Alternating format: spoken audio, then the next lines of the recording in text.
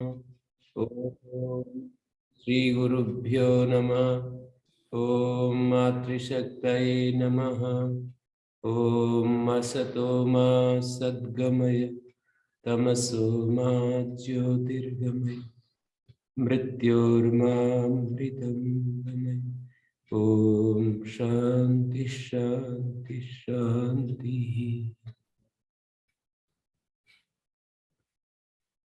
प्रश्नोपनिषद, और ये उपनिषद के क्रम में 59वीं कक्षा चल रही है। प्रश्नोपनिषद की ये दूसरी कक्षा है। प्रश्नोपनिषद की भूमिका ये अथर्ववेद की उपनिषद है, और इस उपनिषद में 6 ऋषि जो अपर ब्रह्म तक पहुंच चुके हैं, पर ब्रह्म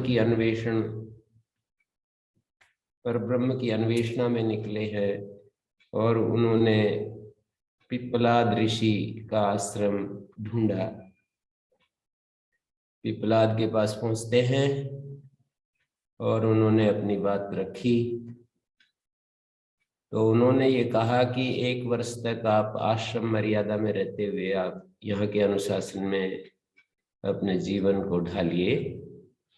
उसके बाद यदि आप प्रश्न पूछना, यदि हमें आते होंगे तो हम आपके प्रश्नों का उत्तर देंगे। और उन्होंने स्वीकार किया, और इस तरह से ये उपनिषद आरंभ होती है। तो इन्होंने पहले जो 6 ऋषि नाम लिए थे, जिस क्रम में नाम लिए थे उससे विपरीत क्रम में प्रश्न पूछ रहे हैं। अर्थात छठा जो व्यक्ति है, जो परिचय देते समय 6 ऋषियों के जो परिचय दिए, उनमें जो छठा व्यक्ति था वो सबसे पहले प्रश्न पूछता है, ये प्रजाएं कहाँ से उत्पन्न होती हैं, ये प्रजाएं कहाँ से आती हैं। ये उनका प्रश्न है, कुतः वा इमा प्रजा, कहाँ से ये प्रजाएं उत्पन्न होती हैं। इस प्रश्न का उत्तर ये देंगे।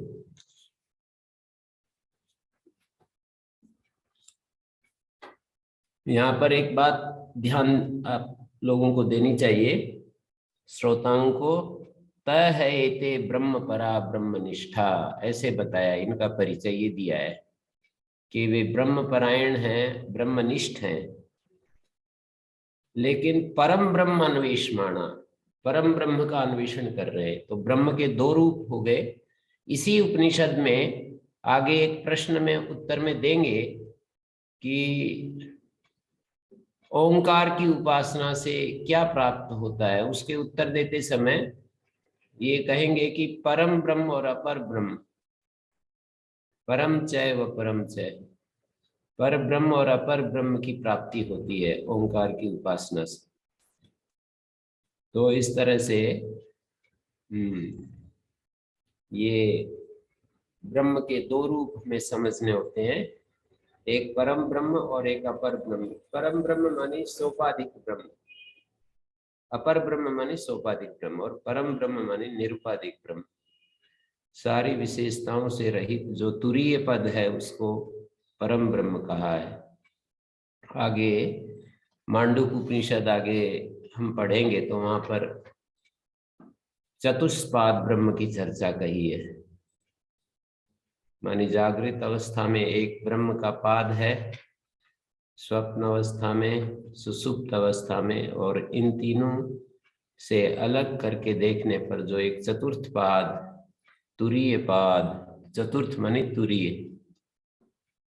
जो 4th रूप है ना ब्रह्म का, चतुष्पाद में जो चतुर्थ, चौथा, 4th, तो वो परम ब्रह्म है, वो तुरीय ब्रह्म है, वो निरुपाधिक ब्रह्म है, सारी विशेषताओं से रहित, जिसको जगह जगह उपनिषदों में निषेध शब्दों से कहा है। मुंडक उपनिषद में भी कहा है कि अदृश्यम अव्यवहार्यम इत्यादि इत्यादि।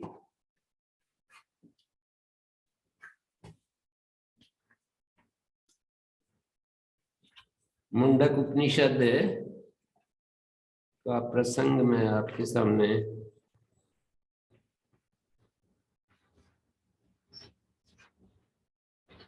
मुंडक उपनिषद में ऐसे पूछा कि जिसके जान लेने पर सब जान लिया जाता है उसको, यस्मिन् विज्ञाते सर्वमिदं विज्ञातम भवति, ऐसी यहाँ पर एक बात कही गई है। और उसके उत्तर में जिसके जान लेने पर, छांदोग में भी इस तरह की बात आई है। उस आदेश को जानते हो जिस आदेश के जान लेने पर सब जान लिया जाता है। तो यहाँ पर ये दिया है, सोन को है वही महाशालो अंगिरसम विधिवत उच्छन्ना पप्रच्छ। सोनक नाम के, सुनक के पुत्र प्रसिद्ध सोनक है ये, और ये गृहस्थ ऋषि हैं। भारद्वाज के शिष्य अंगिरा के पास, भारद्वाज के शिष्य आचार्य अंगिरा के पास गए हैं ये, और किस वस्तु के जान लेने पर ये सब कुछ ज्ञातव्य पदार्थ जान लिया जाता है, उन्होंने ये पूछा। ये सौनक ने, सौनक जो ये बड़ा संपन्न व्यक्ति है और ऋषि भी है, दोनों चीजें हैं। अभ्युदय और निश्रेयस को जिसने प्राप्त कर लिया, अभ्युदय तो प्राप्त कर ही लिया है, निश्रेयस की यदि प्राप्ति पूरी हो ही जाती तब तो क्यों जाते। तो इसका मतलब यह है कि वो खोज में है। अभ्युदय प्राप्त होने के बाद भी वो आगे उस परम ब्रह्म के अन्वेषण में है।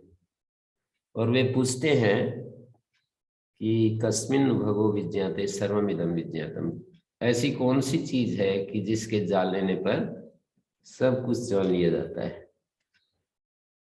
जानना फिर शेष नहीं रहता।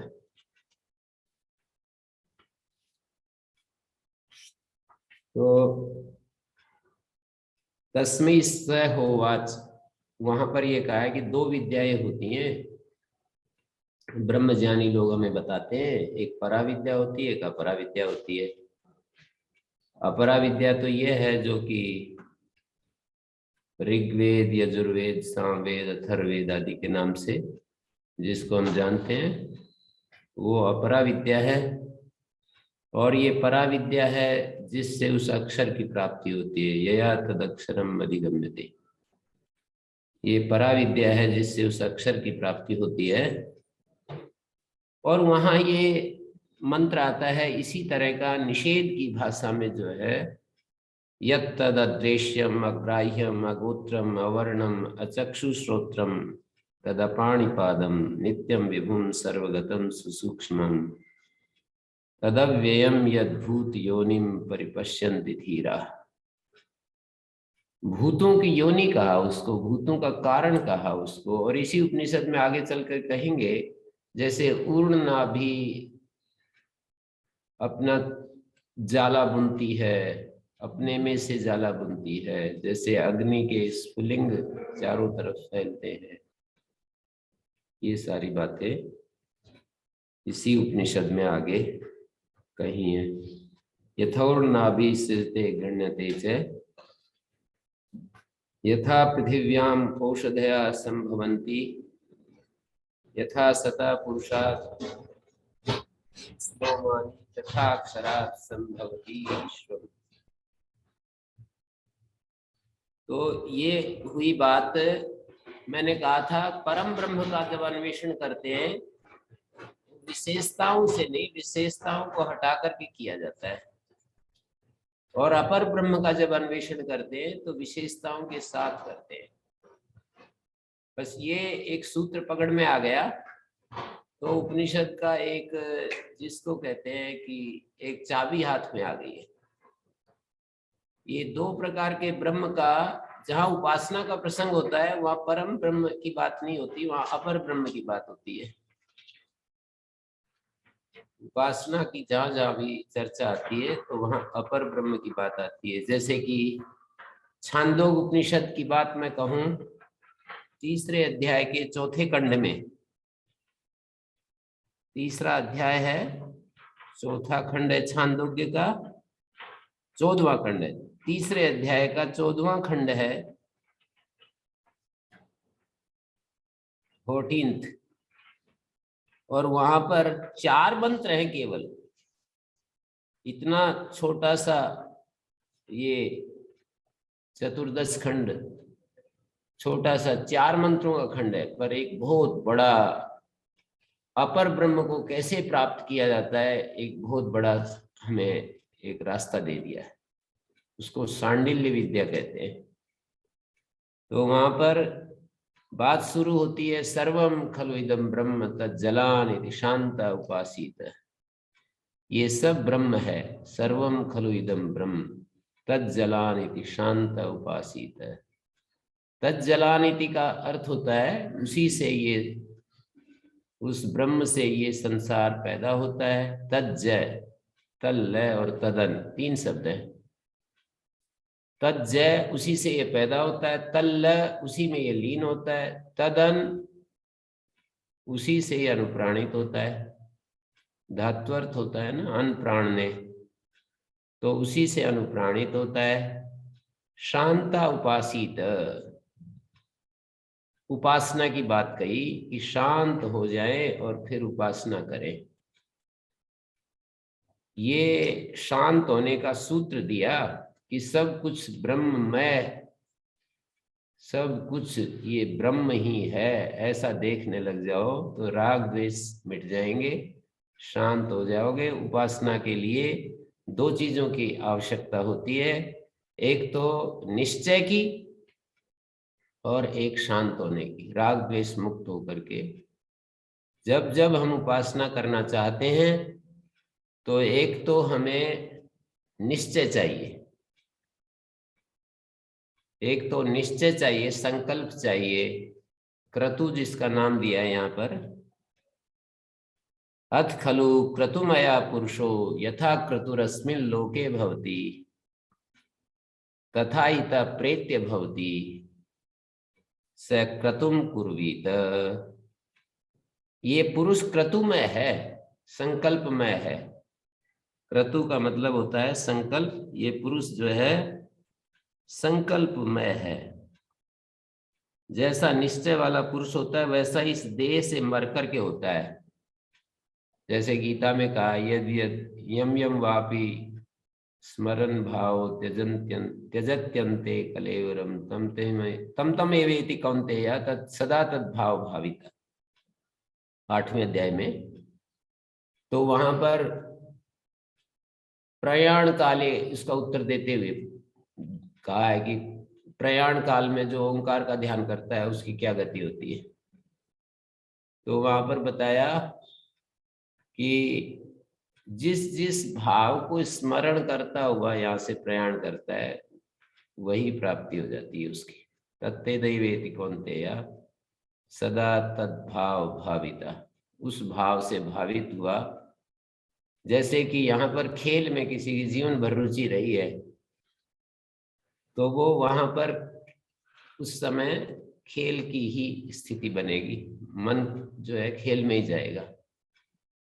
वहां बहुत ज्यादा हमारा नियंत्रण नहीं होता है। जब यहाँ से हम प्रस्थान करते हैं तो होगा किसी बहुत ज्यादा जिसने साधना की है उसका नियंत्रण, पर स्वप्न जैसी स्थिति होती है। और स्वप्न तो वही होता है जो कि हम जीवन भर हमने मानी, पूरे जीवन का सार वहां उपस्थित होता है। और स्वप्न जैसी स्थिति होती है हमारी, और स्वप्न में स्वप्न जैसी अवस्था हमारी बन जाती है।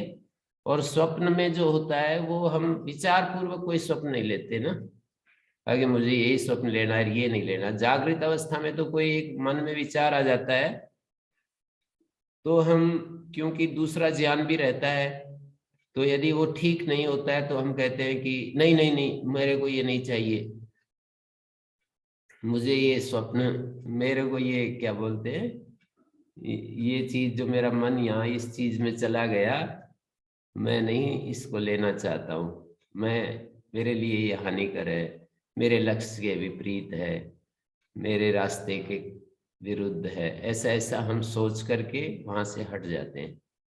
पर स्वप्न में एक बार आ गई तो पूरा ही अंत तक पूरा प्रोसेस गुजरने के बाद ही फिर पीछा छूटेगा। ऐसा बीच में कोई रोकने वाला, कोई प्रतिबंधक वहां नहीं होता है कि ये तो ठीक नहीं है, ये तो ठीक नहीं है। होता होगा कभी, बाई चांस होता होगा कभी, वो भी मैं मना नहीं करूंगा कि एक बार कोई गलत विचार आ गया तो स्वप्न में भी दूसरा विचार आकर के कहे अरे ये कहाँ से क्या आ गया, ये मुझे नहीं चाहिए, पर प्राय नहीं होता है। सामान्य स्थिति में तो एक बार स्वप्न में बह गए तो उस स्वप्न में बह ही जाते हैं फिर।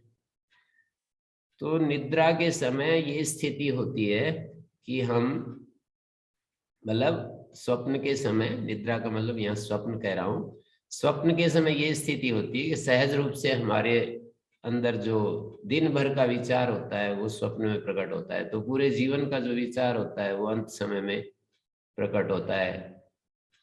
तो यहाँ कहा क्रतुमयायम पुरुष, ये पुरुष क्रतुमय है, निश्चय वाला है, संकल्प वाला है। जैसा क्रतु, जैसा निश्चय इस जन्म में होता है, मरने के बाद भी उसका वही निश्चय होता है। इस शरीर को छोड़ने के बाद भी उसका निश्चय वही बना रहता है। और इस मंत्र में, यहाँ चौथे मंत्र में जाकर के कहा है, बहुत सुंदर कहा कि भाई एतद ब्रह्म सर्व कर्मा सर्व कामा सर्व गंधा सर्व रस, ऐसे सब जो ब्रह्म है, मैंने कहा था उपासना जो होती है वो अपर ब्रह्म की होती है। एक जगह भाष्यकार ने कहा है, कठोपनिषद हम पढ़ रहे थे, तो वहां एक जगह भाष्यकार कहते हैं परम चेत ज्ञातव्यम अपरम चेत उपासित प्राप्तव्यम।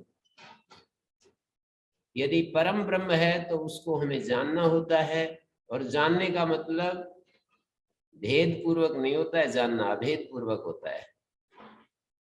हमारे जो जीवन का समाधान पुस्तक है वहाँ हमारे गुरुजी ने एक बार कहा था, ज्ञान का अर्थ जानना नहीं, वैसा हो जाना है। जो ज्ञान का अर्थ होता है वो जानना नहीं बल्कि वैसा हो जाना है। तो जब हम ब्रह्म को जानते हैं तो वही हो जाते हैं। श्री अरविंद ने भी एक जगह ऐसा कहा कि ब्रह्म को हम जान नहीं सकते, पर ब्रह्म को जान नहीं सकते, हाँ वैसे हो सकते हैं। तो सारे महापुरुष एक ही शैली में, एक ही वाणी में बोल रहे हैं, ब्रह्म को हम जान नहीं सकते, वैसे हो सकते हैं। हम ब्रह्म हो सकते हैं, ब्रह्म को जान नहीं सकते। हो सकते हैं का मतलब सारे साधनों को छोड़ दिया तो फिर बच गया जो ब्रह्म ही तो होता है हमारे भीतर। जो हमारा ब्रह्म आत्मा जो भी कहे उसको, उसके साथ जो सूक्ष्म शरीर जुड़ा रहता है, सूक्ष्म शरीर को यदि हम छोड़ देते हैं तो क्या बचता है? ब्रह्म ही बचता है। स्थूल शरीर, सूक्ष्म शरीर, कारण शरीर, तीनों शरीरों को यदि छोड़ दिया जाए तो क्या बचेगा? ब्रह्म ही बचेगा। यही तो मांडुक्य उपनिषद चतुष्पाद ब्रह्म की चर्चा में हमको बताया गया है। चतुष्पाद ब्रह्म की चर्चा में यही समझाया है कि जागृत का, स्वप्न का, सुसुप्ति का विलापन करने के बाद, प्रविलापन करने के बाद जो शेष रहता है वो तुरीय ब्रह्म है। जागृत अवस्था का प्रविलापन हम सूक्ष्म में करते हैं। सूक्ष्म में हम देखते हैं कि जागृत अवस्था का कुछ भी नहीं रहता है, और सूक्ष्म स्वप्न अवस्था में जागृत का प्रविलापन हो जाता है। प्रविलापन का मतलब बुद्धि पूर्वक, युक्ति पूर्वक किसी चीज को हटा देना। तो जैसे हम जागृत अवस्था में इंद्रियों के साथ, शरीर के साथ एकोनविंशति मुखा सप्तांग स्थूल भूख, ऐसा ऐसा हमारा स्वरूप होता है, उसका प्रविलापन कर दिया हमने सूक्ष्म में। अर्थात सूक्ष्म में जाकर, सूक्ष्म में जब हमने देखा तो स्थूल तो ये कुछ भी नहीं रहता, वहां तो केवल मात्र जो है मनोमय पुरुष मन के संस्कारों को देख रहा होता है। मन में जो संस्कार होते हैं उनको वो देख रहा होता है।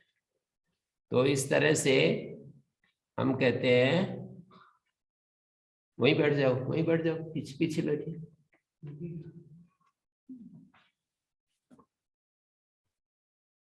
पीछे बैठ जाओ, अभी पाठ चल रहा है ना, आगे मत आया, बीच में आगे मत आया। तो मैं कह रहा था कि ये जो हम लोग स्थूल को सूक्ष्म में प्रविलापन करते हैं और सूक्ष्म को फिर कारण में प्रविलापन करते हैं और कारण का भी प्रविलापन करते हैं, तो क्या बचता है? तुरीय बचता है। मैं यही कहना चाह रहा था कि परम ब्रह्म का अन्वेषण उपनिषदों में जो बताया गया है वो उपाधियों को उतारने से पर ब्रह्म का अन्वेषण होता है। जो उपाधियां आत्मा ने ओढ़ी हुई हैं, जैसे हम कंबल ओढ़ लेते हैं, कंबल के नीचे हम कोट पहन लेते हैं, कोट के नीचे हम कुछ और पहन लेते हैं, बनियान पहन लेते हैं।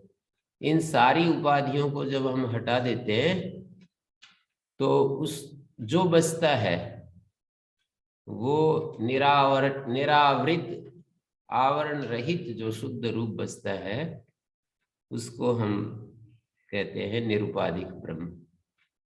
और उस निरुपाधिक ब्रह्म में एक उपाधि, दो उपाधि, तीन उपाधि, तो ये कारण उपाधि, सूक्ष्म उपाधि और स्थूल उपाधि, ये उपाधियां होती है। तो ब्रह्म को उपाधि के रूप में जानना, ये एक रूप है। और ब्रह्म को गुणों के रूप में जानना, वो भी उसका सोपाधिक रूप ही होता है।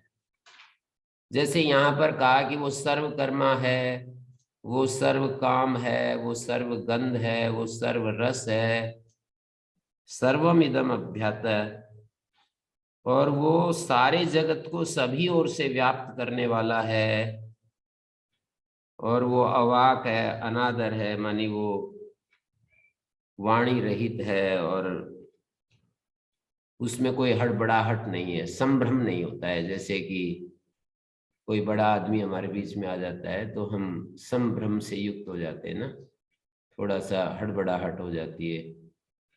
अभी जैसे कोई सम्मानित व्यक्ति बीच में आ जाए, मोदी जी आ जाए यहाँ पर, तो एकदम से सब में हड़बड़ाहट हो जाएगी। कोई और ऋषि आ जाए तो हड़बड़ाहट आ जाएगी। तो परमात्मा अनादर है, माने उसमें कोई कुछ भी कभी भी किसी भी अवस्था में उसमें कोई विक्षोभ नहीं होता, कोई हलचल नहीं होती। जैसे ये सारी सृष्टि उथल पुथल हो जाए, जिसने उस परमात्मा ने तो ये सृष्टि बनाई है, पर मान लीजिए जीवों के आचरण से ये बहुत बड़ा इसमें हानि हो जाए, भूकंप आ जाए, सुनामी लहरें आती है, हमारे कर्मों के कारण तो आती हैं, हमारे अव्यवस्था के कारण से, हमारे जीवन पद्धति को ठीक से हम नहीं जी रहे, इसके कारण से छेड़छाड़ करते हैं बहुत ज्यादा प्रकृति के साथ, तो ये सब होता है। लेकिन उसमें कभी भी अड़बड़ाहट नहीं होती। मतलब दो स्थितियों में अड़बड़ाहट होती है ना, कोई हमारी बहुत बड़ाई करे, कोई बहुत पूजित व्यक्ति हमसे हमारे सामने आ जाए, या कोई बहुत बड़ी दुर्घटना हो जाए तो भी हड़बड़ाहट होती है, हम स्वरूप में नहीं रह पाते। तो ये कह रहे हैं कि परमात्मा तो अनादर है, वो कभी भी विक्षोभ नहीं होता, कभी भी हलचल नहीं होती, कभी भी उसमें कोई भी हड़बड़ाहट नहीं होती है, संभ्रम पैदा नहीं होता उसमें। तो ऐसा वो परमात्मा, एष में आत्मा, और ये मेरा आत्मा हृदय कमलवर्ती है, यही ब्रह्म है। एष में आत्मा हृदय में रहने वाला है, एतद् ब्रह्म एतम इत प्रेत्य अभिसंभवितास्मि। इस संसार से प्रयाण करके इसी को मैं प्राप्त करूंगा, अब भी प्राप्त हूं और आगे भी मैं इसी को प्राप्त करूंगा। ऐसा जिसका विकल्प रहित जिसकी निष्ठा होती है, श्रद्धा होती है, यस्य स्यात् अद्धा न विचिकित्सास्ति, ऐसा जिसका निश्चय है, जिसे इस विषय में किंचित भी संदेह नहीं। जैसे हमने पूरे जीवन भर जो साधना की है, उस साधना से हमारा एक निश्चय बनता है, हमारी एक स्थिति बनती है, हमारा एक ज्ञान बनता है।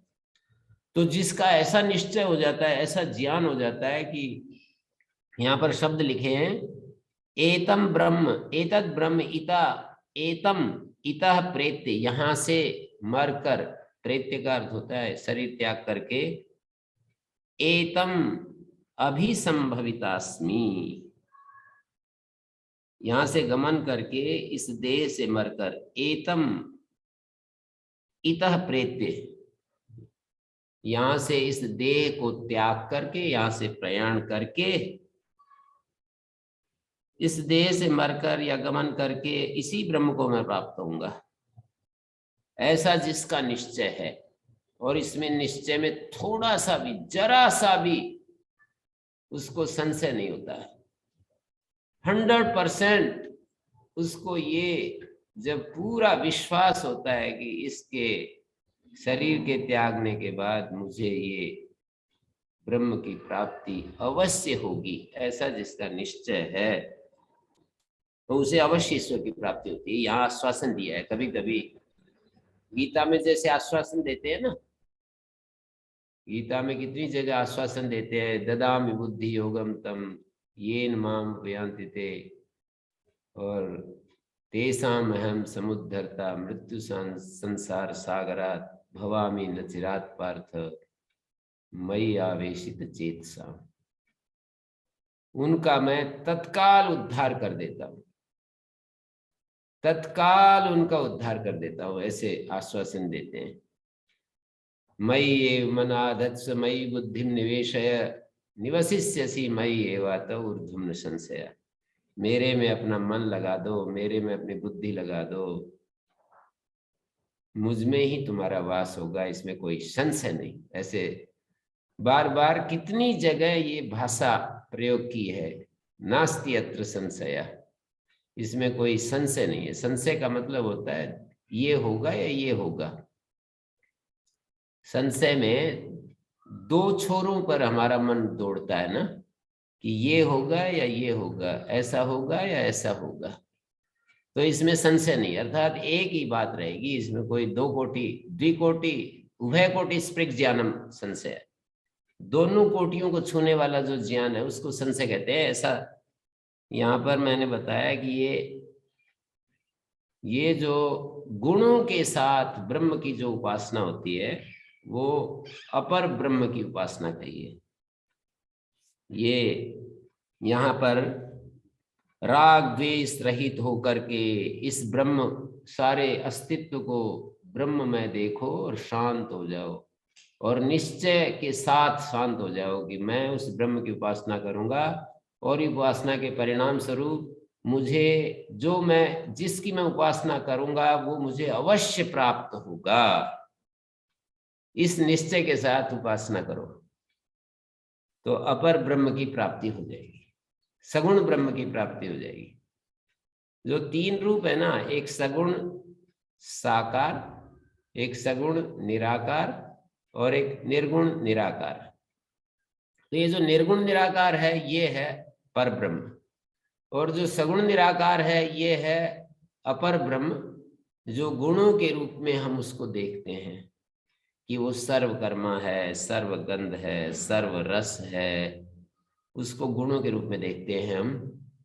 और एक सगुण साकार, ये पूरा अस्तित्व ही, ये विराट उसका शरीर है, ये जितना भी हमें दिखाई देता है, जिसको हम देख रहे हैं, सर्वम खलु इदम ब्रह्म जिसको हम कह रहे हैं, ये उसका सगुण साकार रूप है।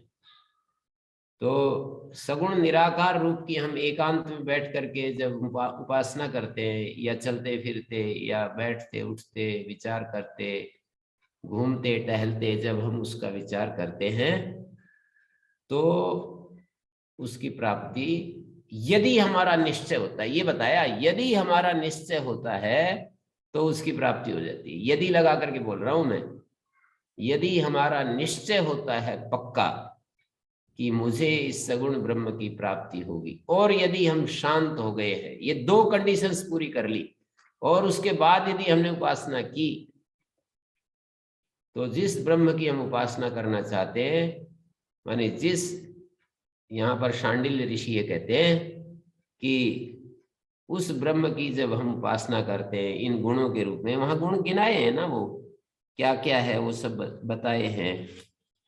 क्या गुण है? मनोमया, प्राण शरीरा, ये ब्रह्म मन के कारण से, विश्व में प्रवृत्ति के हेतुभूत मन के कारण से ये ब्रह्म जो है मनोमय है।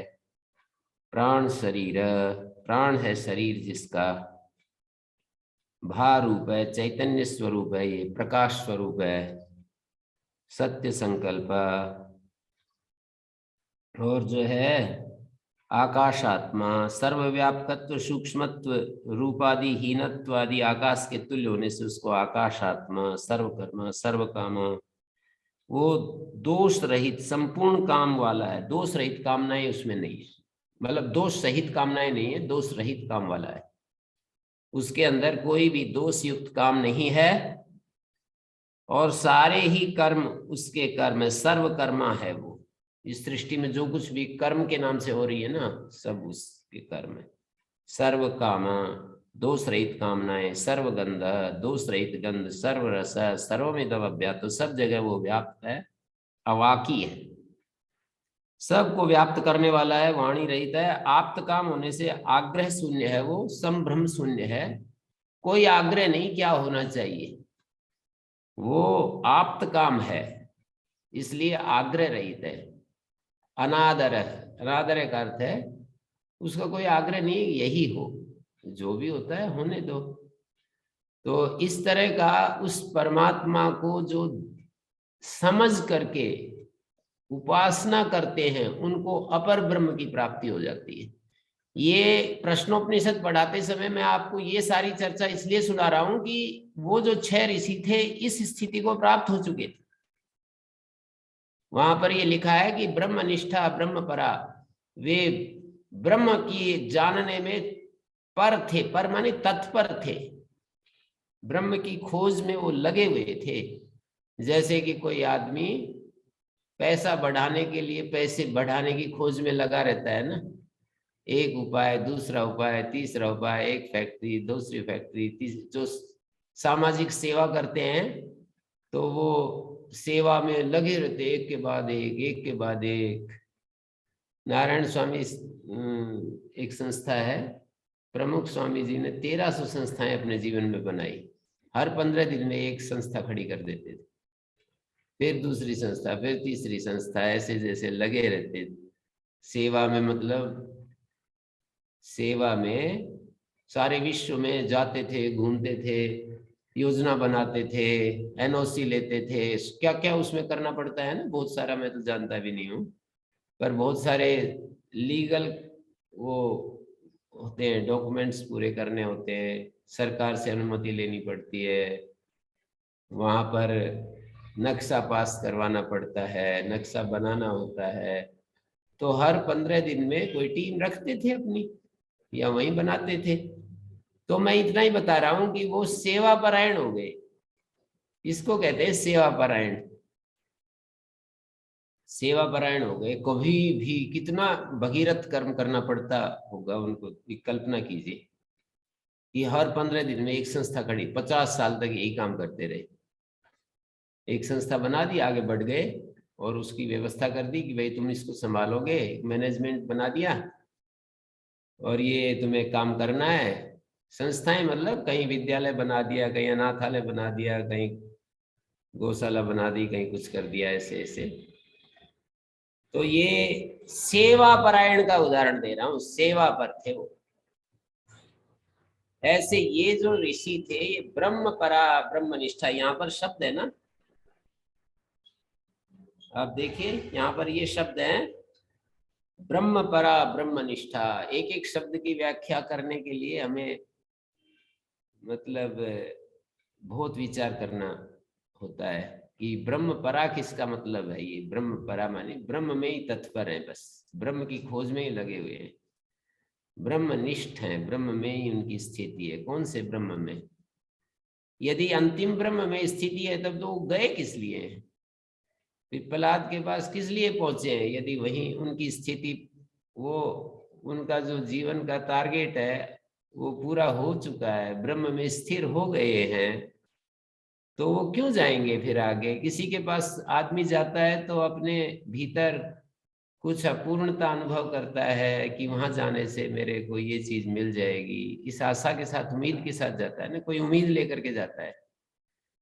तो ये ऋषि जो थे पिप्पलाद के पास गए हैं, यही कह रहा है कि वे अभी अंतिम चीज को उन्होंने उपलब्ध नहीं किया है। ये जाना ही ये कह रहा है कि अंतिम चीज अभी उपलब्ध नहीं हुई है। तो ब्रह्म परा और ब्रह्म निष्ठा तो दिखाया है यहाँ पर। दो विशेषण यहाँ डाले हुए हैं कि वे सारे ब्रह्म परायण थे, ब्रह्मनिष्ठ थे। तो ये सामर्थ्य में समझना पड़ेगा। ब्रह्म परा, ब्रह्म निष्ठा का मतलब अपर ब्रह्म में लगे हुए थे, अपनी साधना कर रहे थे, ब्रह्मनिष्ठ थे। अब वे परम ब्रह्म की अन्वेषण में तत्पर थे। इससे अगला जो स्टेप है, जैसे कोई योग दर्शन की भाषा में कहें, कोई संप्रज्ञात समाधिस्थ पुरुष है, संप्रज्ञात में भी उसको चरम स्थिति मिल गई है, वितर्कानुगत, विचारानुगत, आनंदानुगत, अस्मितानुगत समाधि मिल गई, फिर भी असंप्रज्ञात समाधि की खोज में कोई आगे बढ़ सकता है ना, कि भाई मैं असंप्रज्ञात समाधि को कैसे प्राप्त करूं। तो इस तरह से समझ सकते हो। विद्या के क्षेत्र में भी जैसे किसी ने प्रथमावृत्ति पढ़ ली, व्याकरण पढ़ लिया, तो मैं महाभाष्य पढ़ना चाहता हूँ, तो किसी की खोज करूँ, तो अष्टाध्यायी में लगा हुआ है, अष्टाध्यायी जानता है, फिर भी महाभाष्य पढ़ने के लिए किसी के पास जा सकता है।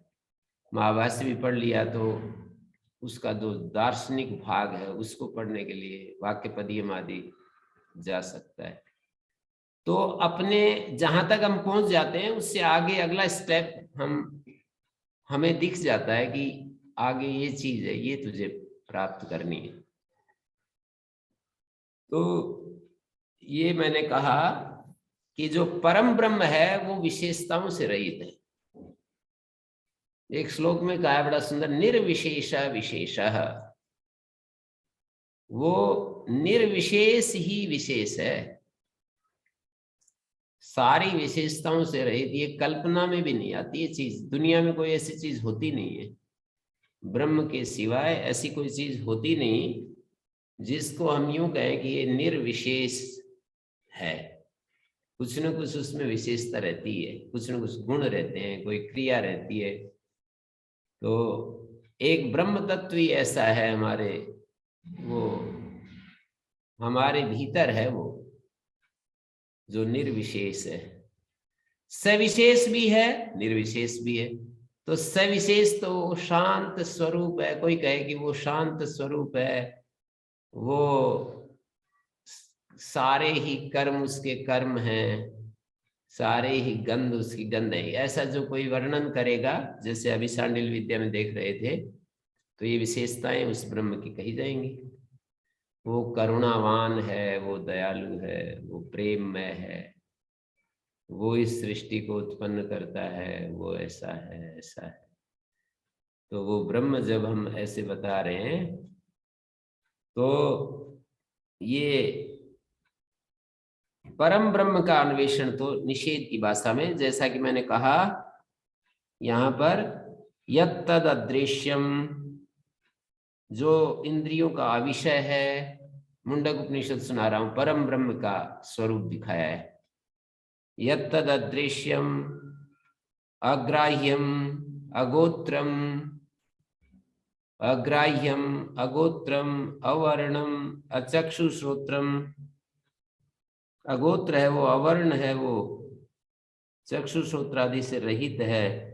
तथा पाणिपादम, पाणिपाद से रहित है। नित्यम विभुम सर्वगतम सुसूक्ष्म, ये यहाँ पर जो है मुंडक उपनिषद में दिखाया, बृहदारण्यक में भी दिखाया है परम ब्रह्म को। गार्गी जो है, गार्गी पूछती है याज्ञवल्क्य से, कुछ चर्चा कर रही है और याज्ञवल्क्य उसका उत्तर दे रहे हैं। तो उस उत्तर में एक बात आई, तम वा एतम गार्गी अभिवदंती ब्राह्मणा। गार्गी इसको ब्राह्मण लोग इसके बारे में बताते हैं। क्या बताते हैं? शायद बहुत सारे शब्द यहाँ पर बोले हैं, लगभग 35 शब्द हैं, कितने गिने मैंने नहीं है, पर काफी सारे हैं। स होवाच एतद्वै तदक्षरम, ये वो अक्षर है गार्गी ब्राह्मण जिसकी व्याख्या करते हैं। अस्थूलम अनणु, गिनते जाओ। अस्थूलम अनणु, दो हो गए। ऐसे मैं आगे गिन रहा हूं, थोड़ा सा चेतन होकर के बैठो। अस्थूलम अनणु अरसम अदीर्घम अलोहितम अस्नेहम अच्छायम अतम अवायु अनाकाशम असंगम अरसम अगंधम अचक्षुष्कम अश्रोत्रम अवाक अमन अतेजस्कम अप्राणम अमुखम अमात्रम अनंतरम। 20 से 22 कैसे हो गए? अनंतरम बाह्यम अबाह्यम है।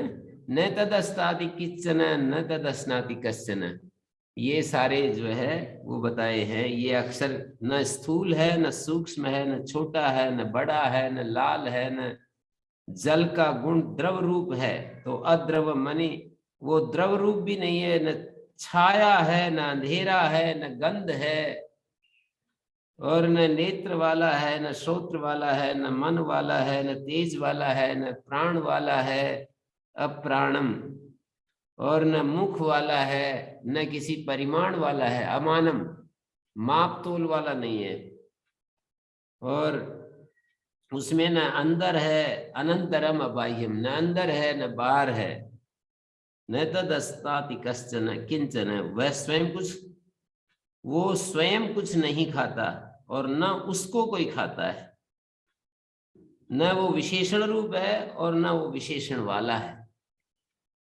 ऐसे ऐसे बता दिया। सारे विशेषणों से रहित एक अद्वितीय तत्व है। तो ये है परम ब्रह्म। इसकी खोज प्रश्नोपनिषद में आखिरी में जाकर के जो उसको बताएंगे तो वो परम ब्रह्म का स्वरूप प्रकट हो जाएगा। अभी तो उसके बारे में कुछ ऐसी चीजें बता रहे हैं कि उससे संसार बना, उसका सही रूप जो है ना 6ठे प्रश्न में जाकर के प्रकट होगा कि वो परम ब्रह्म का क्या रूप है। जैसे नदियां विलीन हो जाती हैं, नाम रूप को छोड़ करके समुद्र में लीन हो जाती है, तो ऐसे ही जो सब नाम रूप से रहित है, ऐसे ऐसे बताएंगे आगे।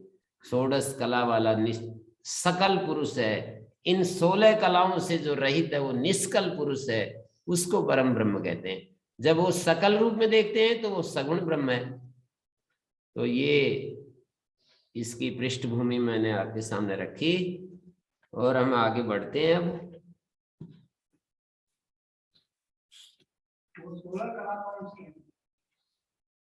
प्रश्नोपनिषद के 6ठे प्रश्न को पढ़ लेना। अभी वो प्रश्न हम आगे पढ़ेंगे तो आएगा। प्राण आदि जो है ना 16 कलाएं जो बताई हैं। तान है से ऋषिर्वाच भूए तपसा ब्रह्मचर्य श्रद्धया। क्या बोले ऋषि पिपलाद? क्या बोले कि भाई और भी तप, ब्रह्मचर्य और श्रद्धा, 3 बातें कही।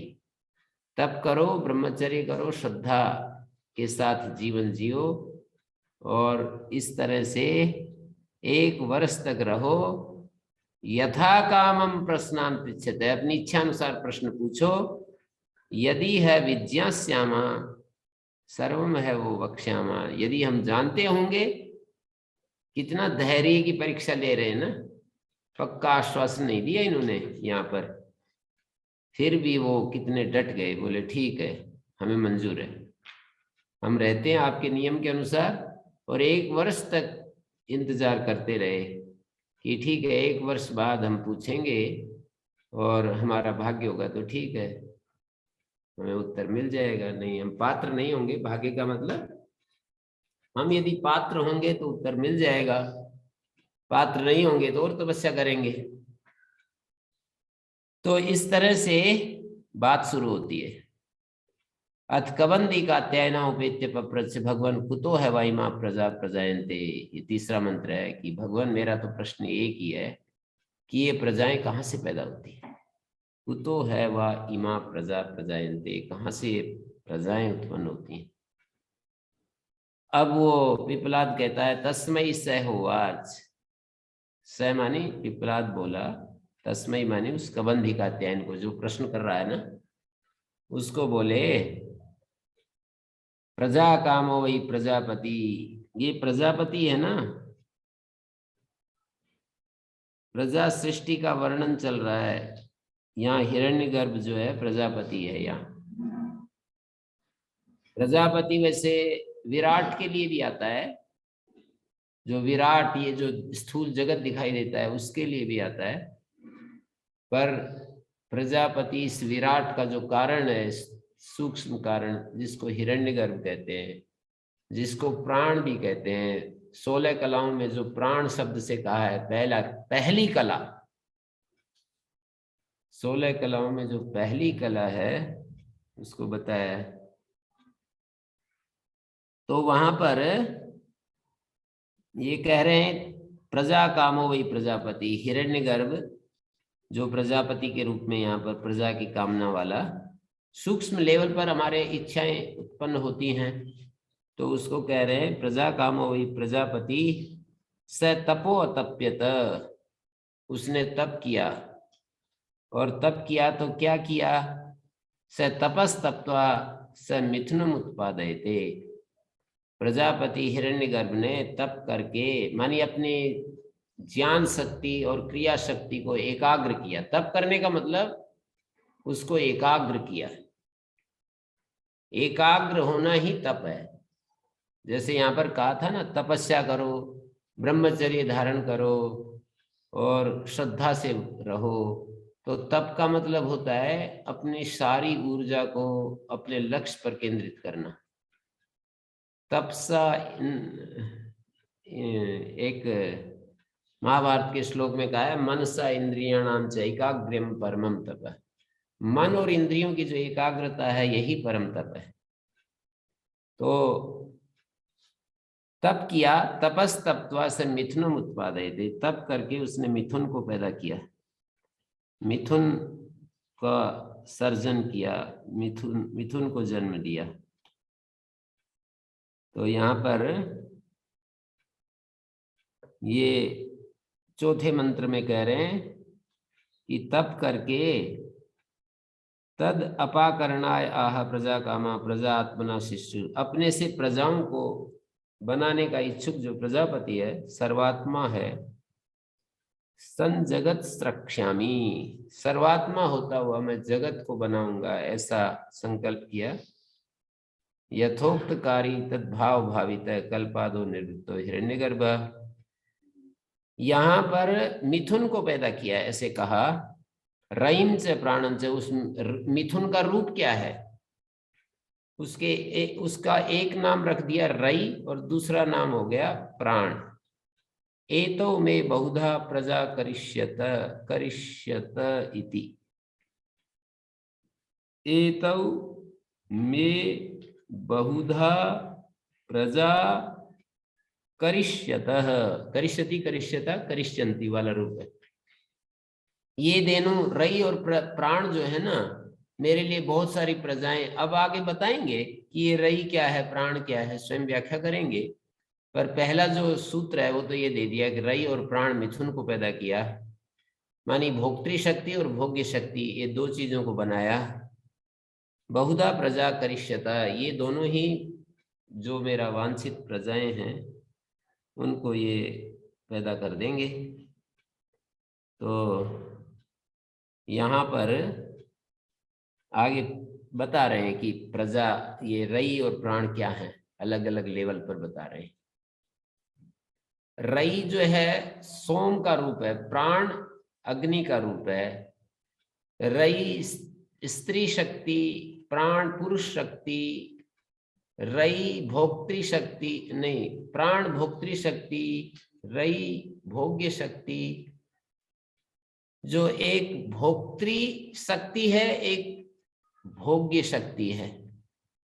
तो ऐसी दो चीजें पैदा की, बहुधा प्रजा करिष्यता इति आदित्यो हवै प्राणो रैरेव चंद्रमा। अब आगे अलग अलग लेवल पर कह रहे हैं कि जो आदित्य है वो प्राण है और रई चंद्रमा है। रईर्वा एतत् सर्वम यन्मूर्तम च अमूर्तम च। ये जितना भी मूर्त अमूर्त दिखाई दे रहा है ये सब रई के अंतर्गत आता है। रईर्वा एतत् सर्वम यन्मूर्तम च अमूर्तम च। ये 5वां मंत्र चल रहा है। तप करने के बाद उसने रई और प्राण को जन्म दिया। चौथे मंत्र में ये कह दिया और 5वें मंत्र में ये कह रहे हैं कि आदित्यो है प्राणो अत्ता अग्नि।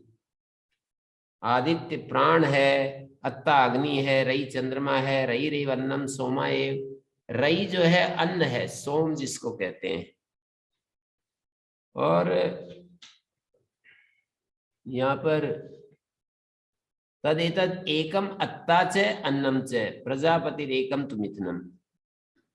ये एक उसका एक हिस्सा अत्ता है, दूसरा हिस्सा अन्न है। प्रजापतिरेकम तु मिथुनम, ये एक मिथुन है समझ लीजिए। गुण प्रधान कृत भेद है। कैसे? रईर्वान्नम वाएतत् सर्वम किम तद्यत् मूर्तम च स्थूलम च अमूर्तम च सूक्ष्मम च मूर्ता मूर्ते अन्न अत्रि रूपे रईरेव। ये जो इस जगत में हमें अन्न और अत्ता के रूप में दिखाई देता है, कुछ स्थूल है कुछ सूक्ष्म है, वो सारा रई का ही रूप है। मतलब पहले बताया कि आदित्य प्राण है, रई चंद्रमा है। अब दूसरे लेवल पर बता रहे हैं रईर वई एतत् सर्वम। ये जो स्थूल और सूक्ष्म है ना, मूर्त और अमूर्त, मूर्त माने स्थूल, अमूर्त माने सूक्ष्म, ये सब रई है। तस्मात् मूर्ति रेव रई। और उसका निष्कर्ष ये दे रहे हैं, तस्मात् प्रविभक्तात् अमूर्तात् यदन्यत मूर्त रूपम मूर्ति सैव रई अमूर्तेन अत्राद्यमानत्वात्। अमूर्त जो अत्ता है उसके द्वारा ये मूर्ति जो है वो अद्यमान है, स्थूल सूक्ष्म। तो कह रहे हैं कि ये जो अमूर्त है इसके द्वारा प्रविभक्ताद अमूर्तात्, अलग हुए अमूर्त से, यदन्यत मूर्त रूपम मूर्ति सैव रई अमूर्तेन अत्रा। अमूर्त जो है सूक्ष्म जो है वो स्थूल का भक्षण करेगा, सूक्ष्म जो है वो ज्यादा शक्तिशाली है, सूक्ष्म ज्यादा व्यापक है, स्थूल परिच्छिन्न है।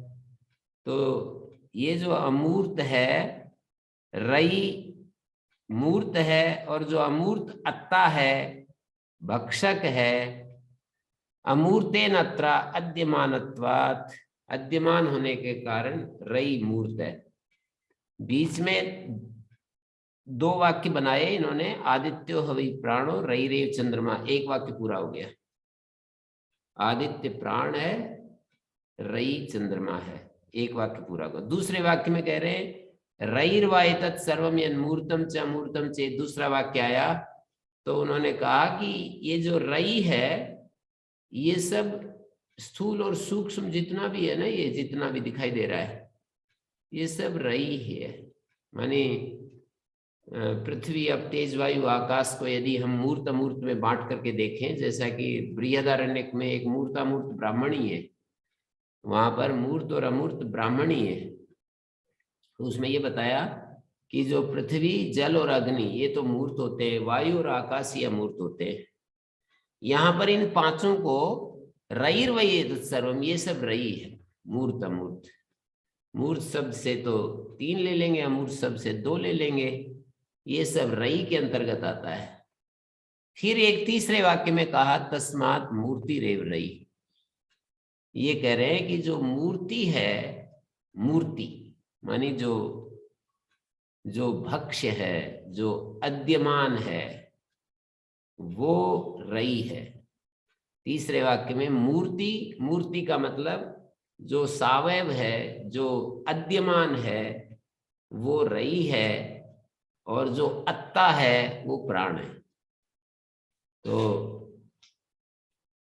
अत्ता को प्राण बता दिया। तो इस तरह से प्रविभक्तात अमूर्ताद यदन्यत मूर्त रूपम मूर्ति, प्रविभक्त जो अमूर्त है, अलग हुए अमूर्त से, यदन्यत मूर्त रूपम मूर्ति सैव रही अमूर्ते नत्राद्यमानत्वात्। तो अमूर्तो भी प्राणो अत्ता सर्वम एव च आद्यम। आगे कह रहे हैं छठे मंत्र में कि अथ आदित्य उदयन प्राचीन दिशम प्रविशति, आदित्य उदय होता हुआ पूर्व दिशा में प्रवेश करता है। तेन प्राच्यान प्राणान रश्मिषु सन्निधत्ते, प्राची दिशा में होने वाले जो प्राण है उनको अपनी रश्मियों में धारण करता है। प्राच्यान प्राणान रश्मिषु सन्निधत्ते, ऐसे यहां पर कहा यद दक्षिणाम यद प्रतीचिम यद उदीचिम यद अध यद ऊर्ध्वम यद अंतरा दिशो यद सर्वम प्रकाशयति तेन सर्वान प्राणान रश्मिषु सन्निधत्ते। चारों तरफ घुमा दिया, जैसे पूर्व दिशा में उदय होता हुआ फिर ऐसे घूमते जाओ, दक्षिण दिशा में, पश्चिम दिशा में, उत्तर दिशा में, और उत्तर दिशा के बाद फिर दो दिशाएं बच गई ऊपर नीचे। तो ऊपर नीचे दिखाते हैं, तो पहले नीचे को दिखाते हैं फिर ऊपर को दिखाते हैं। संध्या के भी जो मंत्र बोलते हैं ना, तो उसमें प्राचिदिक अग्निरधिपति, दक्षिणादिक इंद्रोधिपति, प्रतीचिदिक वरुणोधिपति, उदीचिदिक सोमोधिपति, ध्रुवादिक विष्णुरधिपति, ऊर्ध्वादिक बृहस्पतिरधिपति। माने जब हम चारों दिशाओं में और ऊपर नीचे ऊपर देखेंगे तो पूर्व से शुरू करेंगे, और जिस तरफ सूर्य उदय होता है वो भी पूर्व होती है, और जिधर हमारा मुख होता है वो भी पूर्व होती है। दो व्याख्याएं हैं पूर्व की। जैसे आप मेरी तरफ मुंह करके बैठे हुए हैं तो आप पूर्वाभिमुख, मैं आपकी तरफ बैठा हूं तो मैं पूर्वाभिमुख हूं। मैं इधर इस तरफ मैं मुंह करके बैठा हूं तो वो मेरा पूर्व है, और फिर चारों तरफ दिशाओं में हम घूम सकते हैं। जिधर हमारा मुख होता है वही हमारा पूर्व होता है, और वहां से स्टार्ट करके पूर्व दक्षिण पश्चिम उत्तर अध ऊर्ध्व नीचे ऊपर। तो आदित्य उदयन प्राचीन दिशम प्रविशति तेन प्राच्यान प्राणान रश्मिषु सन्निधत्ते यद दक्षिणाम यद प्रतीचिम यद उदीचिम यद अध यद ऊर्ध्वम यद अंतरा, और एक और बता दिया ऊर्ध्व के बाद यद अंतरा, बीच में जो दिशाएं हैं, चार दिशाएं और बच गई ना बीच में, कुल मिलाकर के तो फिर 10 हो जाती है। यद अंतरा का मतलब हो गया पूर्व और दक्षिण के बीच की दिशा, नहीं, उत्तर और पूर्व के बीच की, यहां से शुरू करेंगे। उत्तर और पूर्व के बीच की एक दिशा होगी, ईशानी बोलते हैं, और उसके बाद पूर्व और दक्षिण के बीच एक दिशा होती है, नैऋति, और फिर दक्षिण और पश्चिम के बीच में एक दिशा होती है,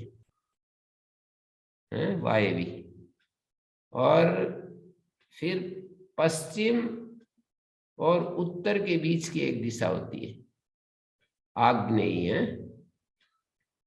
तो इस तरह से ये यद अंतरा शब्द भी डाला है श्रुति में।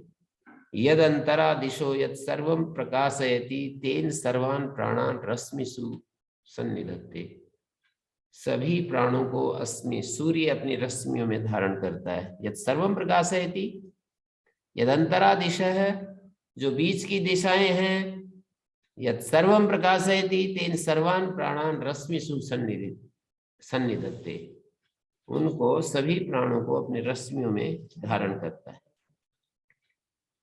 तो इस तरह से आगे बढ़ रहे हैं। तथैव यत् प्रविशति दक्षिणाम यत् प्रतीचिम यद् द्विचिम अध ऊर्ध्वम यत् प्रविशति यच्चंतरा दिशा कोण दिशो अवांतर दिशो यच्चन्यत् सर्वं प्रकाशयति स्वप्रकाश व्याप्ता, सूर्य अपने प्रकाश की व्याप्ति से सर्वान सर्व दिक् स्थान प्राणान रश्मिषु सन्निधत्ते, सर्व दिक्स्थ प्राणों को, ऊर्जा को अपनी रश्मियों में धारण करता है। सूर्य चारों तरफ की दिशाओं को अपनी रश्मियों में, सारी दिशाओं में स्थित जो प्राण ऊर्जा है उसको अपनी रश्मियों में धारण करता है। सर्व दिक् स्थान प्राणान, सर्वान सर्व दिक् स्थान प्राणान रश्मिषु सन्निधत्ते, ऐसा कहा। अपने प्रकाश से सूर्य प्राची दिशा को व्याप्त करता है, स्वात्म व्याप्ता, और उस अपनी व्याप्ति से सर्वास्तस्थान प्राणान प्राच्याम अंतर्भूतान रश्मिषु स्वात्मावभास रूपेषु व्याप्तिमत्सु प्राणिना सन्निधत्ते सन्निवेशयति। व्याप्तत्वात् प्राणिना, उन प्राण वाले जीव को सन्निधत्ते सन्निवेशयति आत्मभूतान करोति, उन अपने रश्मियों से उनको व्याप्त करता है। सूर्य अपनी किरणों से सारी दिशाओं में जो प्राणी है ना, उन प्राणियों को प्रकाशित करता है और अपने प्राणों से उनको अनुप्राणित कर देता है, प्राणों से अनुप्राणित कर देता है।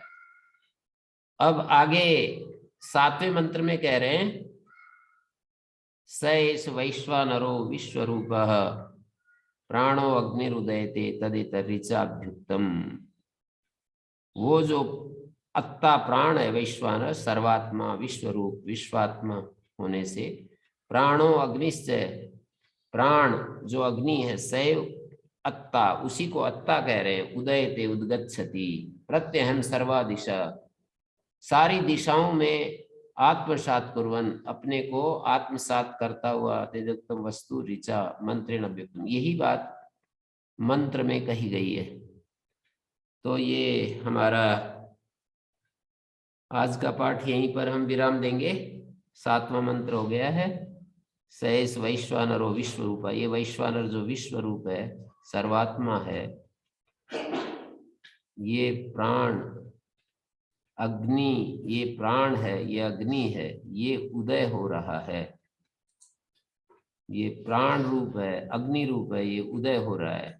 वैश्वानर जो विश्व रूप है, सर्वात्मा, प्रत्यहम प्रतिदिन वो सब दिशाओं में आत्मसात करता हुआ, तदेतर ऋचा, आगे ऋचा आ रही है, ऋचा अभ्युक्तम, उसको हम कल देखते हैं। किसी का कोई प्रश्न है तो पूछ भी सकता है।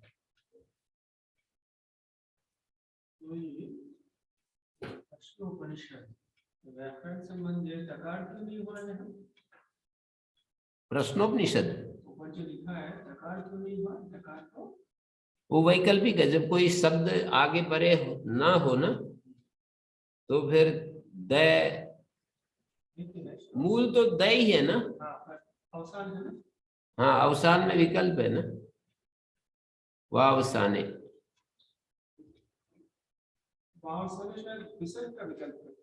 नहीं नहीं, अवसान में किसी भी झल को चर विकल्प से होता है। तो उपनिषदा रूप चलता है ना तृतीया में, तो मूल तो द है, लेकिन अवसान में उसको विकल्प से तय हो जाता है। व्यवसान का मतलब फुल स्टॉप, जब आगे कुछ बोल नहीं रहे, कोई वाक्य बोल नहीं रहे, तो झलों को चर हो जाता है। चर का मतलब पहला दूसरा अक्षर को चर कहते हैं, नहीं पहला अक्षर को। च ट त क प, चर का मतलब होता है पहला अक्षर। तो द को पहला अक्षर वैकल्पिक है, मतलब पहला अक्षर भी लिख सकते हो आप, तृतीय अक्षर भी लिख सकते हो।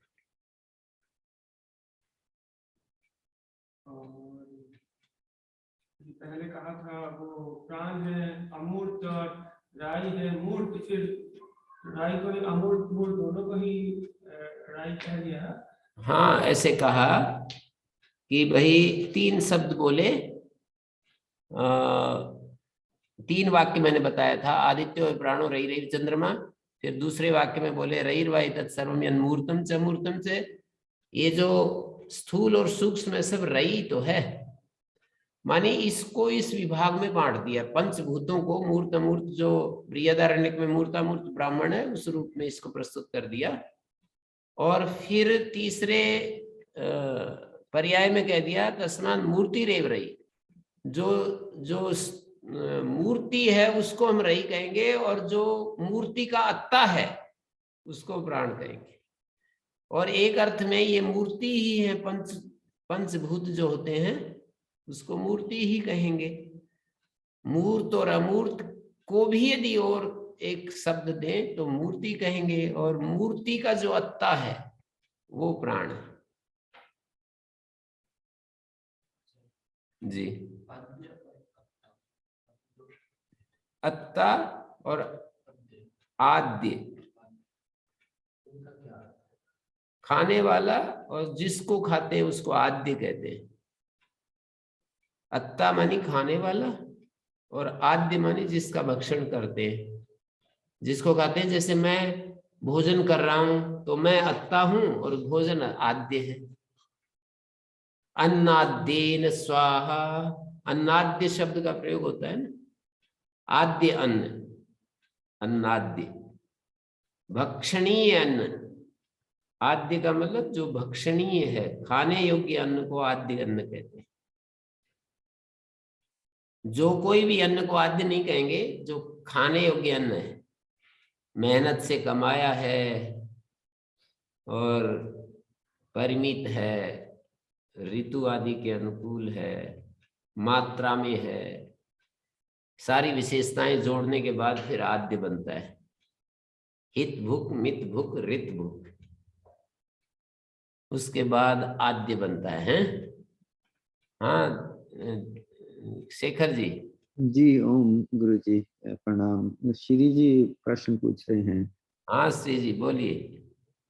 हाँ गुरु जी प्रणाम। मैं जानता हूँ समय हो चुका है तो मैं झट से पूछ लेता हूँ।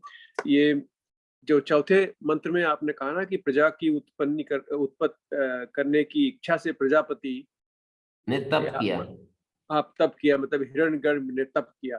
तो मेरा प्रश्न उठ रहा था कि आपने थोड़ी देर पहले, उसके पहले काफी समय तक बताया कि जो विशेषताएं हैं वो प्रजापति में नहीं होती हैं जब वो पराविद्या में परम ब्रह्म की तरफ जाते हैं। तो मैं ये सोच रहा था कि फिर प्रजापति को तप करने की आवश्यकता कैसे पड़ेगी?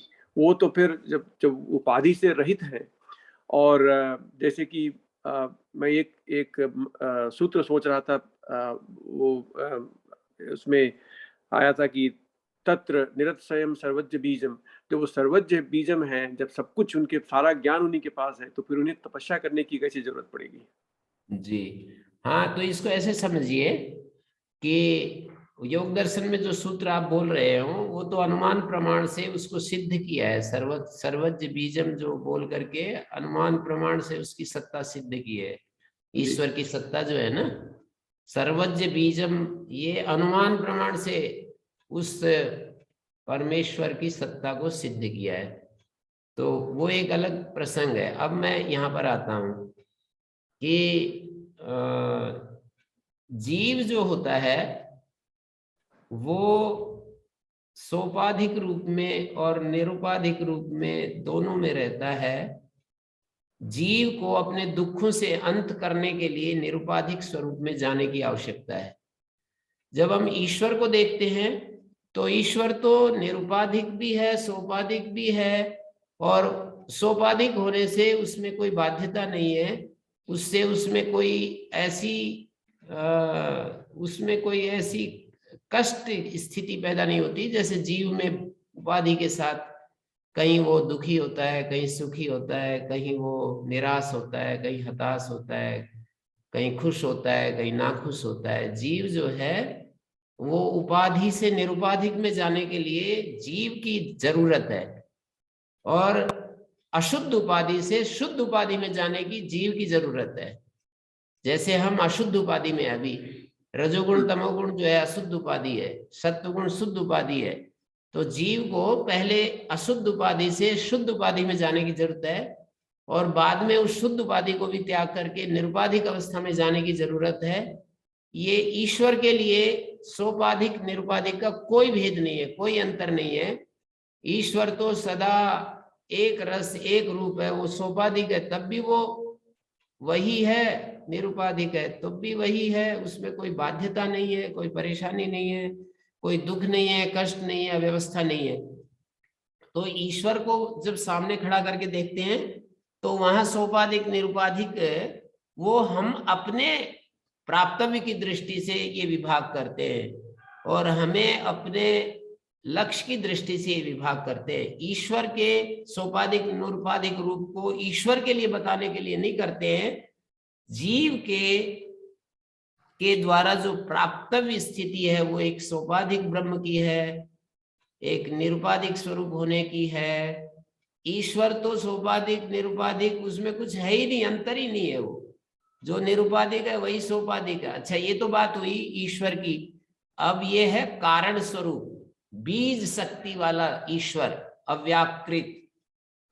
जब वो कार्य करता है तो हिरण्यगर्भ का जन्म होता है, उसके बाद क्रिया। यहाँ उपनिषद की भाषा में मैं कह रहा हूं कि एक विराट है स्थूल, ये जो प्रजापति विराट जो वैश्वानर जिसको हम देख रहे हैं चारों तरफ, ये स्थूल जगत है। एक सूक्ष्म जगत है, सूक्ष्म जगत में हम हिरण्यगर्भ पर आ जाते हैं। फिर इनका एक कारण है जिसको हम ईश्वर कहते हैं या व्यष्टि लेवल पर प्राज्य कहते हैं। प्राज्य और जो सर्वज्ञ है उसकी एकता है, हम उसको आराम से देख सकते हैं, क्योंकि यहाँ पर जो वैश्वानर है और विश्व है इसकी एकता को देखने के लिए तो बहुत झंझट है, बहुत हमें कष्ट लगता है कि वो विराट और ये विश्व एक ही कैसे है। हिरण्यगर्भ और तेजस में भी एकत्व दिखाने में बहुत कष्ट है, एकत्व फिर भी हमें उसमें समझ में नहीं आता। लेकिन सर्वज्ञ और प्राज्य का एकत्व तो बिल्कुल, जो सर्वज्ञ है वो भी वैसा ही है, प्राज्य है वो भी वैसा ही है, बीज शक्ति के रूप में। तो जिसको हम सर्वज्ञ कहते हैं, जिसको हम अनंत सामर्थ्य वाला कहते हैं, कारण के रूप में वो अनंत सामर्थ्य वाला है। जब वो कार्य करता है तो पहले सूक्ष्म धरातल पर आता है हिरण्यगर्भ के रूप में, वहां से फिर इस सृष्टि की प्रक्रिया शुरू होती है। ऐसा समझना पड़ेगा। ये थोड़ा नई टेक्निकल भाषा है, अभी धीरे धीरे पकड़ में आएगी, बहुत दिन लगेंगे थोड़ा सा इसको समझने में, धैर्य बनाए रखना। तो जैसे हमने कहा कि सूक्ष्म लेवल पर हिरण्यगर्भ है, स्थूल लेवल पर विराट है, और कारण के लेवल पर उसको ईश्वर नाम देते हैं, अव्याकृत नाम देते हैं। दो नामों से आप पहचान लिए, या तो अव्याकृत या ईश्वर। और व्यष्टि लेवल पर उसको प्राज्य कहते हैं। व्यष्टि लेवल पर मानी एक एक, यदि एक एक इकाई को लेकर के कहेंगे तो वो प्राज्य है। तो गुरुजी, अमूर्तमान कौन सा हुआ, ये कैसे देखेंगे उसको? मूर्तिमान तो ये सारा जगत जो हम दिख रहा है हमें, ये मूर्तिमान। अमूर्तिमान कौन सा जगत हो गया? वायु और आकाश, वायु और आकाश अमूर्त है। ठीक है गुरुजी, धन्यवाद। ओम शांति शांति शांति।